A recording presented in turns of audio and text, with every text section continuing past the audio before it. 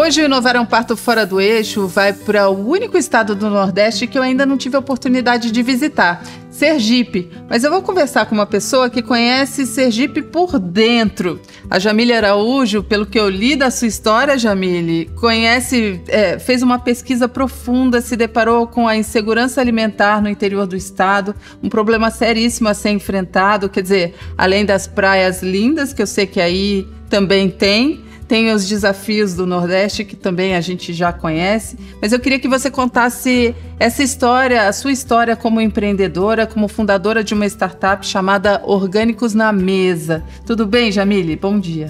Ótimo dia, Patrícia. Primeiro, obrigada pelo convite. Vamos lá, né? A Orgânicos, eu sempre brinco que quando a semente foi plantada, eu não fazia nem ideia no que se tornaria, né? E foi justamente nesse projeto, quando eu comecei a graduação de nutrição, eu não me contentava só em assistir às aulas, e eu descobri no terceiro período que tinham alguns projetos de pesquisa. E eu pensei, por que não? Né? Por que não me dedicar a um deles? Não fazia ideia do que eu ia encontrar e como seria.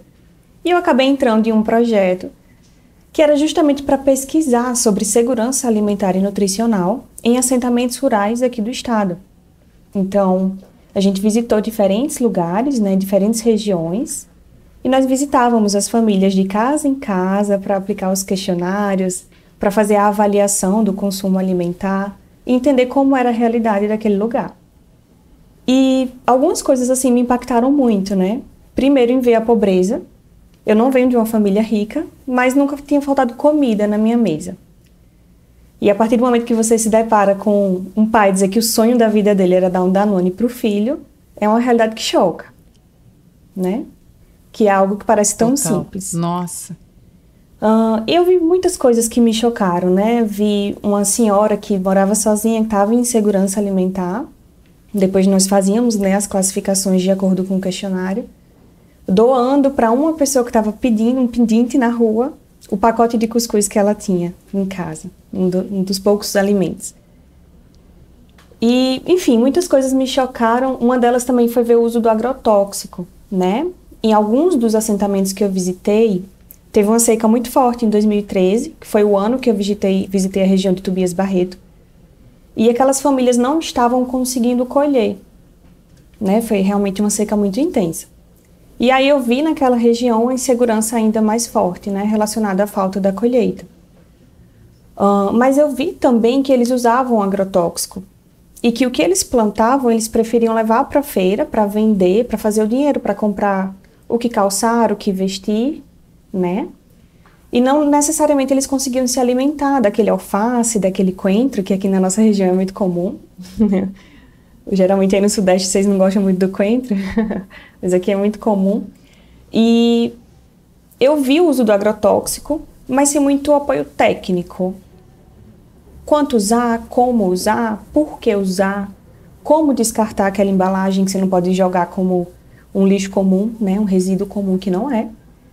E em uma certa casa eu vi a embalagem do agrotóxico sendo utilizado como reservatório de água.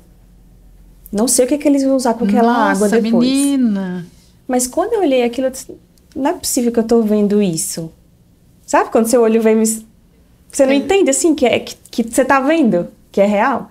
Nossa, quanta falta. E você tá a que distância da capital, por exemplo? Essa região aí, essa tá a que região distância de Aracaju? Dá uns 160 quilômetros da capital.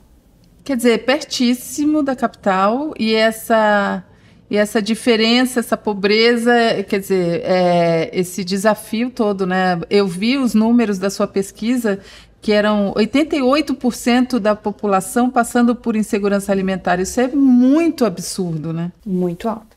Porque também já é uma população mais vulnerável, né? Que até conseguiu acesso à terra, mas não necessariamente a técnicas de cultivo, a técnicas de colheita, de comercialização, e tudo isso é um gargalo. Não adianta só você ter a terra. Você precisa saber produzir e vender com ela. E o impacto disso na saúde, que aí impacta na educação, que aí, enfim, vira um círculo vicioso nesse caso, né? Que mantém essa população na pobreza extrema, realmente, né? Exatamente. E eu vi muitos jovens buscando sair dali, né? Buscando empregos na cidade, sair daquele interior. E fala-se muito sobre o êxodo rural, sobre incentivar aquelas pessoas a permanecerem naquela profissão, mas quando eu olhei de perto, eu disse, eles estão certos. Eles têm que buscar, de fato, Claro, porque aqui não tem infraestrutura, não tem um caminho claro de como ser bem-sucedido naquilo. Então... E aí essa foi a semente que te impactou com certeza para a vida, né? Eu imagino que é um aprendizado que realmente te coloca diante de desafios muito mais profundos do que o que a gente eventualmente acaba vivendo, né? Com os privilégios todos que a gente tem. E aí o que você decidiu fazer? Porque eu sei que aí você virou professora universitária, né? Você se formou, virou professora universitária, e essa história de ser empreendedora de uma startup é mais recente, né? Exatamente. Como eu pesquisei muito sobre segurança, eu fiquei do 3º período até o 8º mergulhando nesse tema, eu fui entender que segurança não é só ter acesso ao alimento, mas é ter acesso ao alimento com quantidade suficiente, em qualidade. E quando a gente fala de qualidade, não é só de comer fruta e verdura comparado ao ultraprocessado, né? Que de fato tem mais qualidade nutricional. Mas é de como esse alimento ele foi produzido, do quanto que ele respeita quem produziu e o meio ambiente onde ele foi produzido. Então é muito mais profundo. Só que quando eu apresentei essa pesquisa, Patrícia, foi muito interessante porque eu estava muito apropriada do tema. Eu tinha muita segurança do que eu estava falando e eu percebi que eu consegui passar a mensagem para as pessoas.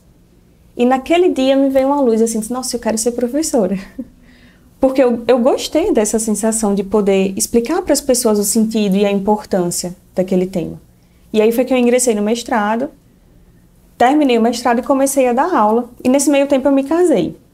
Então, uma vida muito corrida de professor, porque não é só na sala de aula, né? Tem o antes e o depois, fora a preparação para dar aquele determinado conteúdo. Estrada, porque essa faculdade ainda ficava no interior, foi muito interessante porque eu voltei a dar aula numa região perto de onde eu estudei, de onde eu fiz a pesquisa. Então foi um reencontro, assim. Então os meus alunos, muitos vinham dessa realidade. Quando a gente falava sobre segurança alimentar dentro da sala de aula, eles me contavam, nossa, professora, teve uma vez que o vizinho aplicou certo agrotóxico, eu tive que sair da minha casa, eu não estava conseguindo respirar. Então os alunos me traziam os relatos deles, porque eram da região rural. E aí eu sempre em contato com esse tema, porque de fato é algo que quando você se identifica, você vai trabalhar ali, principalmente com alunos na formação de graduação, né? Do tema de nutrição. Não, incrível para você despertar neles essa vontade de trabalhar o assunto e tentar resolver de alguma maneira, né? É muito importante esse olhar do professor para o mundo real, realmente, e poder trazer esse despertar, eu acho que é o mais interessante mesmo. E aí eu me casei, fiquei nessa correria, né, de dar aula, preparar aula, viajar para o interior, voltar. E aí eu não conseguia ir para a feira. Quando eu conseguia, era assim de 15 em 15, e eu ia junto com meu marido, a gente sempre dividiu muito as tarefas do lar. Mas quando eu ia, eu não conseguia comprar um alimento sem agrotóxico, produzido de uma maneira mais sustentável. Eu achava uma coisa, achava outra, mas a maior parte da minha feira era de uma produção convencional. E sabe quando você não aceita aquela realidade? Você diz, não é possível que eu não vou ter acesso ao que eu sei que é tão importante. E aquilo me causou muita angústia. Eu disse, quer saber? Não é possível que só eu sinta isso. Só eu sinta esse incômodo, não é possível. Eu vou falar com algumas pessoas e vou levar cestas na casa delas, de quem quiser, quem sentir a dor que eu sinto. E aí falei com a ex-professora, uma outra ex-professora. Uma delas trabalha num dos maiores hospitais aqui há muitos anos e ela se encantou quando ela... Nossa, Jamile, você vai fazer isso? E saiu jogando no grupo do hospital. Para todos os profissionais. Vou levar cestas o quê? De orgânicos, é isso? De alimentos orgânicos. Mas aí você conseguiu mapear quem produzia organicamente? Exato.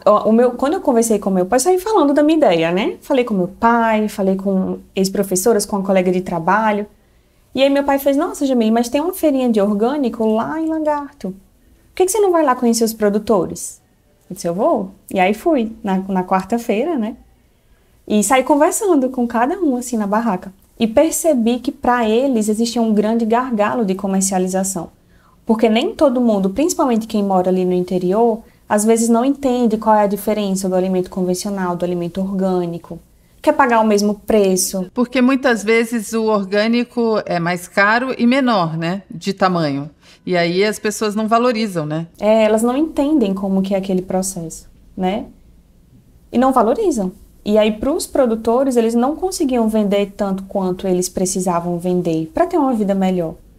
Né? Então, eles produziam e sobrava produto. Quando eu olhava, eu disse, gente, como assim tá sobrando produto orgânico? Lá não tem.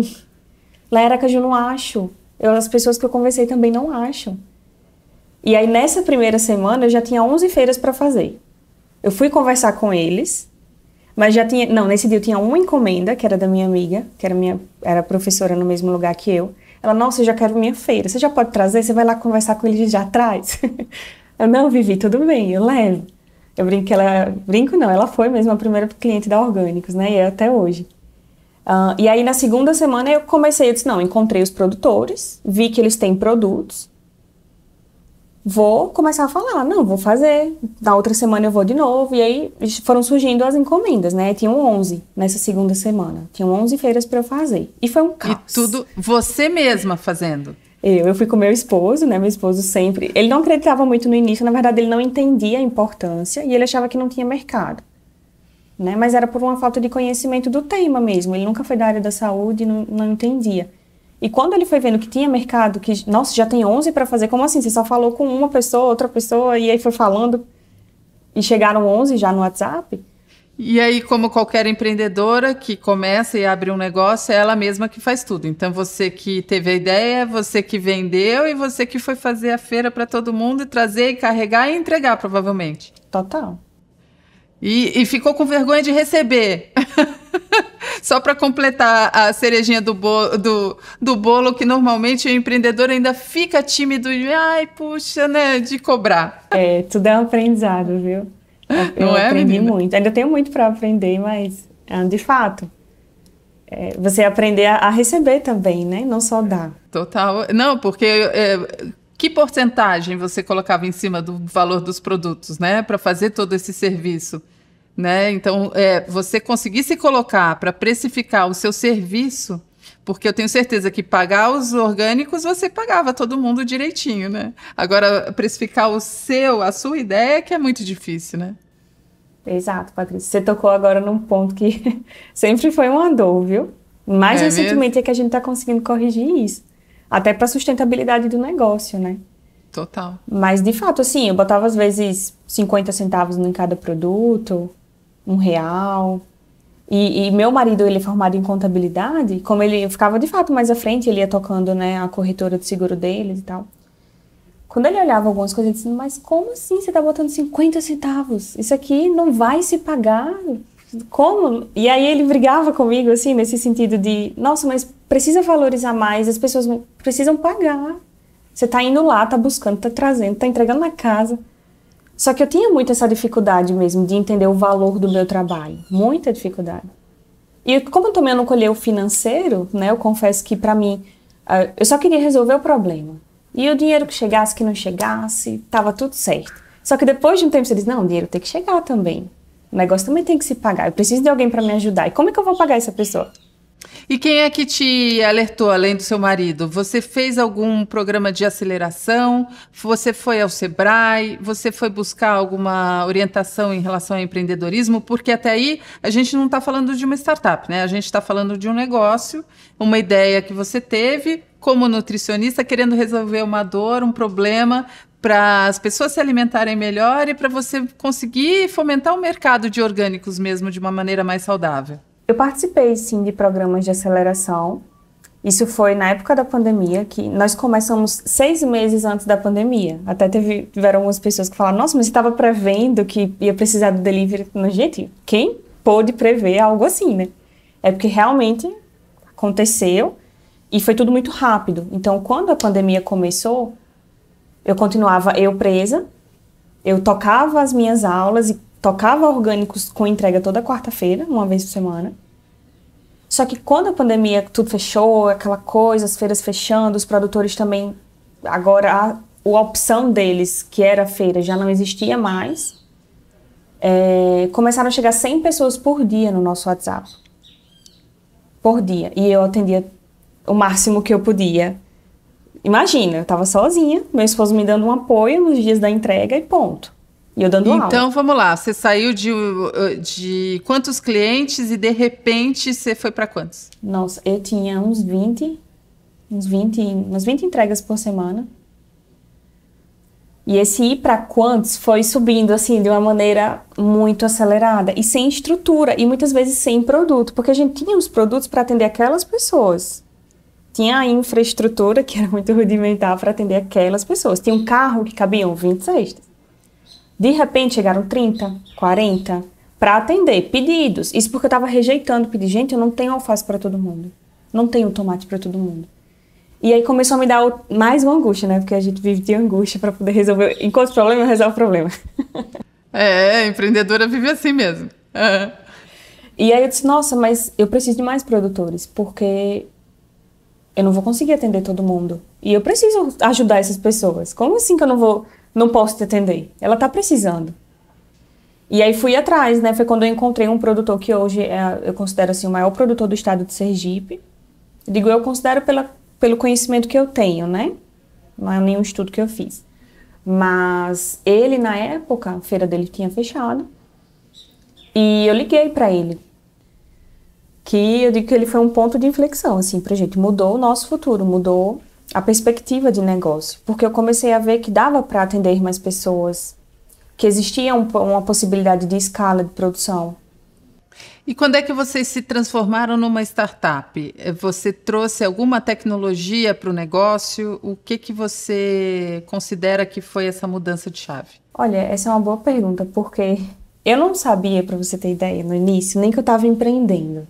Eu sempre fui naquele conteúdo de técnica, né, de graduação, mestrado, aula. Aí, de repente, você está num outro mundo, que é o empreendedorismo. Um mundo que você não tem conhecimento prévio. Que eu não tive conhecimento familiar, da escola. Então, eu não sabia nem que eu estava empreendendo, eu só sabia que eu queria resolver o problema.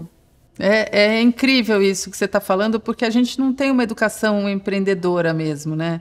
Que não é só a ideia do negócio, a execução é muito importante e a execução é feita corretamente, né? Que, de forma oficial, de forma formal, né? Um negócio formalizado, que emita nota fiscal, que tenha um plano de negócio, que se pague para ter sustentabilidade. Isso a gente não aprende na escola. Agora até as escolas já estão adotando isso no currículo, mas realmente a nossa geração não viveu isso, né? Só se tem algum empreendedor na família. Pois é. E assim, eu não fazia ideia que eu estava empreendendo, só queria resolver o problema. E aí, quando os meses foram passando, né? Aí a gente foi realmente ganhando mercado, conseguindo atender mais pessoas. Uma pessoa me procurou e fez, nossa, mas vocês estão tendo apoio? Como é que vocês estão fazendo? E eu expliquei, né? Não, eu atendo, eu vou lá, pego o produto, eu entrego, estou extremamente cansada, não tenho mais tempo para respirar, pedi demissão do meu emprego, né, da faculdade que eu dava aula, para poder me dedicar. Disse, não, eu acredito que a Orgânicos tem potencial, e se eu ficar nos dois, não vai. Não vai nenhum nem outro, porque não vou conseguir. Aí meu marido me apoiou e tal, não, tudo bem, você pede demissão, e você foca aí na Orgânicos. E foi um momento bem decisivo, assim, porque a pandemia começou, essa pessoa veio, né, achou curiosa como que o movimento estava acontecendo e crescendo, e veio entender mais a fundo. Eu disse, não tô tendo apoio, tô fazendo aqui tudo sozinha, na garra, na luta. E aí essa pessoa me disse, não, é que vai ter um programa de pré-aceleração do Sebrae, você não quer participar? Você vai ter um conhecimento sobre empreendedorismo, sobre quais são os próximos passos que você pode tomar. E aí eu fui entendendo o que era um startup, como que você pode usar a tecnologia para escalar o seu negócio, para te ajudar nos processos, né, que precisam acontecer, para não ser tudo manual. E aí acho que esse foi o ponto assim que eu disse, nossa, então a gente pode não mais ficar recebendo pedidos pelo WhatsApp, que era extremamente cansativo, anotar um por um, nossa. Imagina. Desejo para ninguém. Não, e a organização que você precisa ter, né, para também não confundir tudo. Por mais que você seja metódico, é muito mais difícil. Aí você criou o quê? Uma plataforma? O que é hoje? A minha ideia inicial, os meus sonhos sempre foi ser um aplicativo. A Orgânicos na mesa ter o próprio aplicativo.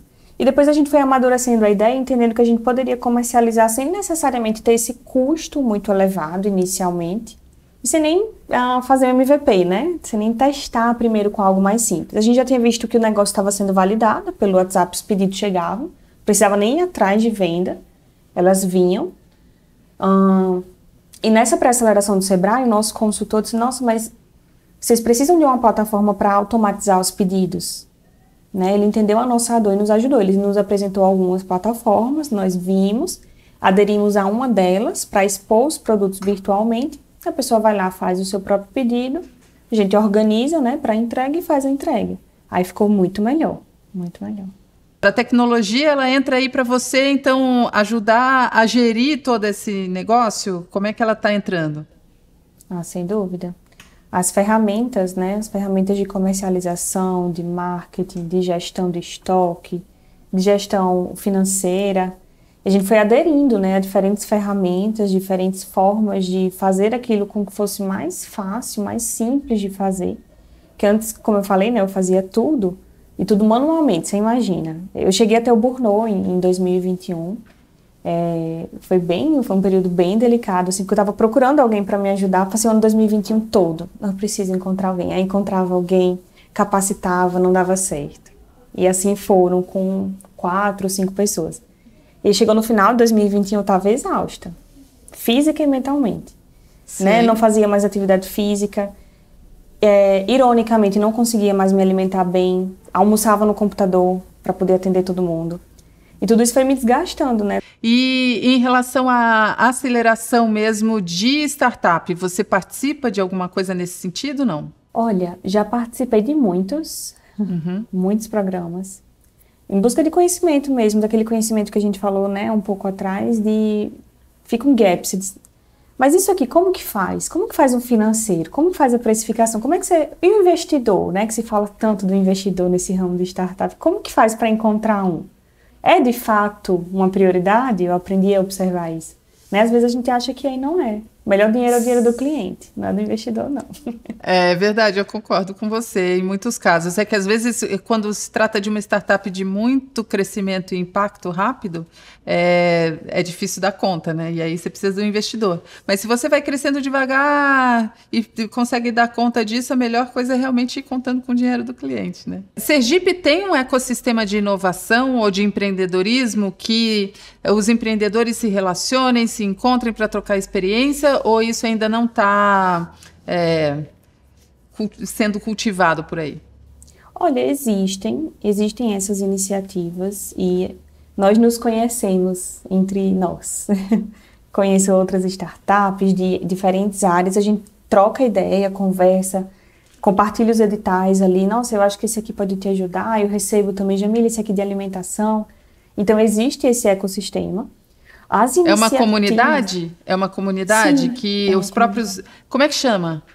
Chama Caju Valley. Caju Valley. Aracaju, a terra do caju.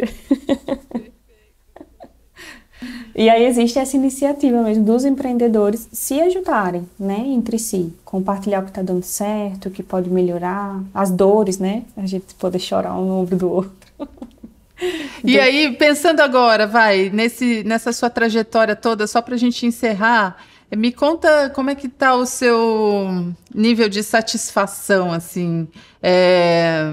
Você acha que fez a decisão certa de pedir demissão lá da universidade, de se dedicar ao empreendedorismo e mesmo sendo uma professora que também tinha seus objetivos e propósitos, né? Como é que tem sido aí na sua balança? Você fala...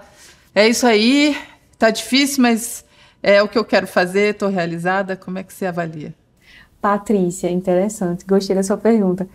Porque eu nunca, nem por um segundo, nem nos mais difíceis, nem no burnout, eu me arrependi. Nunca me arrependi. Porque eu entendi uma coisa muito interessante. O empreendedorismo, ele é um carrossel. A sua vida, ela não fica assim. Às vezes você passa no carrossel 10 vezes, mesmo dia, sobe 10. Nossa, aqui vai dar super certo. Não, não vai dar. Aí chega uma notícia ruim. Não, mas aí chega uma notícia boa. E você fica subindo e descendo. O carrossel você tá fofa, ou chamam montanha-russa aí em Sergipe? Não, porque o carrossel pra mim, ó, ele só vai rodando devagar no mesmo lugar. A montanha-russa que é cheia de emoção. É verdade, já falei muito montanha-russa. Mas, enfim, se aplica, com certeza. Se aplica. E eu nunca me arrependi da minha decisão. Eu vi que eu estava seguindo por um caminho que não necessariamente era o caminho que, de fato, eu estava escolhendo consciente. Eu estava escolhendo porque eu achava que só tinha ele.